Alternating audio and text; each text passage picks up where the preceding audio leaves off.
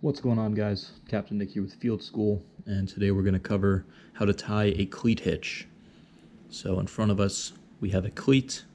This is simply a device used to secure a line. Most frequently you'll see these aboard any boat, large or small, and similarly on docks to secure those boats to said docks. So to start here, there are a few different types of cleats. This is by far the most common type that you'll see, which is a horned cleat. You can see two very prominent horns right here that are running out parallel to whatever the cleat is mounted to. There are even variations within your horned cleats, so you have some that are S-curved or different sizes, thicknesses, even shapes of the horns. But as long as you have a horned cleat, the cleat hitch will work just fine on that. Getting started here with tying our cleat hitch, we are going to take our line, and first thing to consider is the direction of tension on this line. So say we have a boat tied running off of a cleat from a boat down here over by my left hand. So the tension would be pulled this way from the weight of that boat off of this cleat, right? So tension is down here. I'm just going to let that run now. We always want to start and go around the horn that is opposite of the tension. So if our tension is down here, we're going to want to go to this cleat. So we're going to make a wrap around the base of the cleat and then go all the way around, a wrap around the base of the cleat on this side. So we have a nice round turn here. Next step is we're going to make our first diagonal cross over the cleat, coming back to this horn, and then this is where it gets a little bit tricky. From this point, we're going back to this horn, but we're going to want to make a flip in the line to create a loop and lay that loop over that left horn, and we have our cleat hitch. Couple things to consider here. If you notice going through those steps slowly, whichever side you start from, say our tension was over here, we would have started on this horn, right? You're always going from one horn to the next wherever you start. So in our case, we have the tension down on this side, which is the reason we went and wrapped around the base of this horn first, around the base of this horn, always going back to the opposite one, around the base of this horn, cross over, but always alternating, going to this horn, and then our last flipped loop ended on this one. So at no point will you go around the base or around a horn and finish off on that same horn, which I have seen people make that mistake.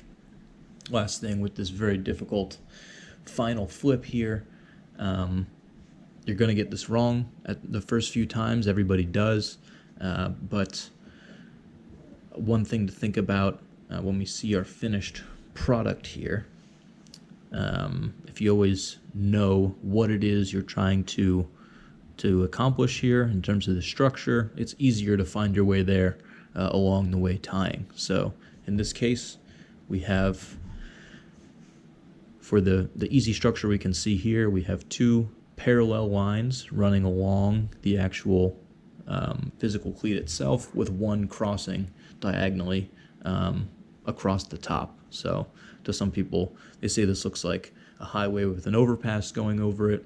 Easy way to remember it. But when we're at this point, it can be a little tricky to remember which way that we want to tie this. So especially the first few times, I would say, even if you're not totally sure it's right, you've twisted it this way, it doesn't really look right, finish it off just to be absolutely sure. This is incorrect, right? We do not have the parallel lines with one going over the top. We have a lot of different kind of bite and abrasion points on this line if we were to leave it this way. So we go back. Try not to, the first few times you're learning this, take the entire line off and start over. If you're just having trouble with the flip itself, just go back one step to this point, So this direction was wrong. Let's try and flip it the other way.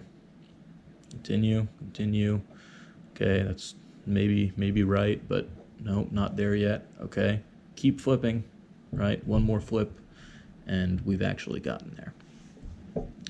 Struggling through that is actually the easiest way to figure it out and kind of burn into your memory the correct way to do it.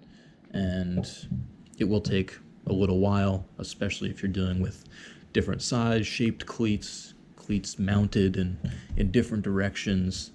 All of that can throw you off a little bit, but practice will make sure that you get this right the first time, every time.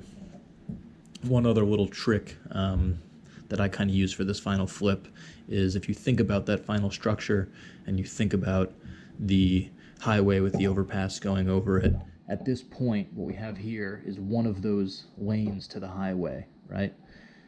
This part, which is our working end, which is still in our right hand here, is actually going to be that other lane to the highway. And this part will eventually be that overpass, but no need to think about that yet. If you just think about these two lines wanting to run next to each other, and we physically move it to do so, you're already starting the flip of that loop in the correct direction. So just for even standing from here, okay, I want this to lay parallel to this line. Okay, that's going to go there. Okay, flip it this way, and we have our loop. That flip, getting that flip down, ensures that you will always be able to tie this in the bite of a line without access to the end of a line. If you're getting this and you've used maybe a little bit less line and you're going here and you're trying to figure out the flip and you're not really quite getting it, and you eventually see, oh, I can just tuck this in here and make the loop that way. That's great, it's right. It's okay to do once or in a pinch, but if you learn that way, you have to do it with the end every time, and you cannot get that flip down. It's almost as good as not knowing it at all in the event that there's a crisis, right? And you're found caught in the bite of a line, trying to finish a cleat off because you never really learned that flip. So learn that all the way through, and you will be better for it.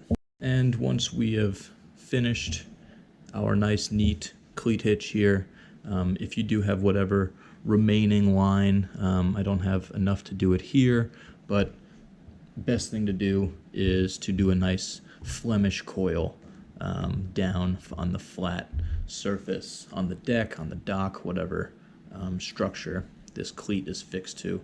And if you don't know what a Flemish coil is, haven't learned that yet, you can go check out our line terminology video, and it covers that right there, along with a ton of other knot terms, different tools and things used in marlin spike seamanship and knot tying. Thanks for joining us. See you next time.